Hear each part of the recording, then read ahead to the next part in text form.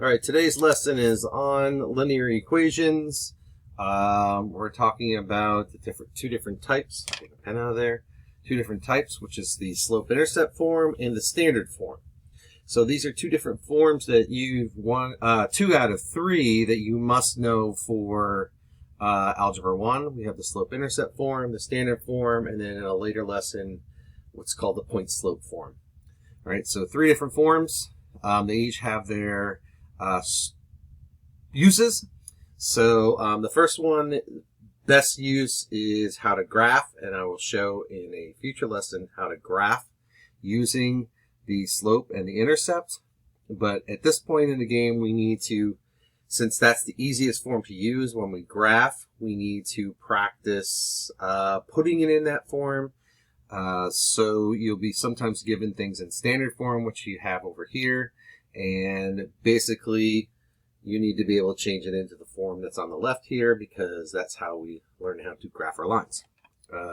Okay, so let's start off.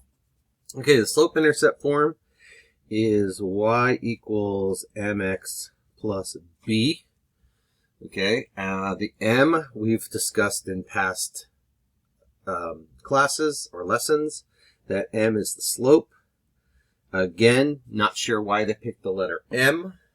Probably if I did some research, I could figure out why, but right now, m is slope, and b is the y-intercept. Okay?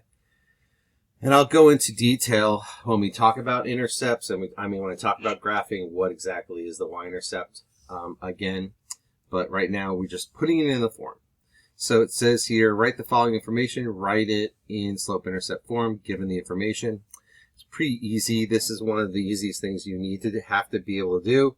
And again, it just means you're putting 2 in for m and -1 in for b.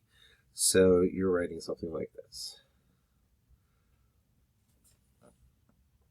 Okay, remember that if you get a plus and a minus together, then you take away the plus sign so that you don't have a plus minus next to each other. Remember, we don't put two signs next to each other. So it looks like that. So this one would be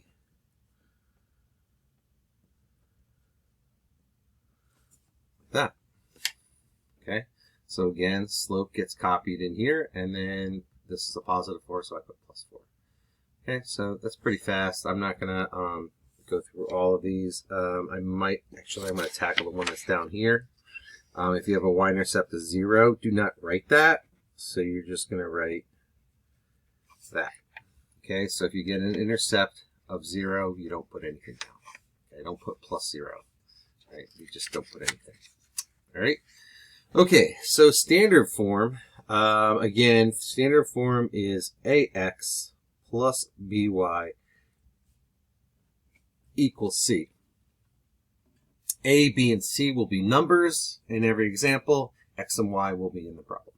Okay, so you can see X and Y is in every problem, and then all the numbers that are in front of the X's and Y's and the constant over here on the right are all substitutions for A, B, and C. And all we're doing is converting them to slope-intercept form. It's the same steps every time. So what you're going to do on this is you're going to subtract and then divide. Okay, it's the same exact steps every time. So I'm going to write down here, I'm going to squeeze them in here, because if it's a truly in standard form, you should be able to subtract the x term and divide by the coefficient on y. Okay, the coefficient is the number attached to y, right? And you learned that in an earlier lesson this year. All right, so all I have to do is subtract. All right, now remember, your goal is to make it look like these problems. All right, so when I write this, I'm going to put y equals, remember this is gone. Now I'm going to rewrite this to look like this. So this is going to look like, I'm going to put the minus 2x in the front, and then I'm going to put my constant. Remember, constant means it's the only thing that doesn't change. This changes, this does not change. So this is called the constant term. You write that last. Okay, so the number that doesn't have any letters on it is always listed last. Okay, so same step. Subtract. I rearrange as I go. Okay, and in this case, we would divide.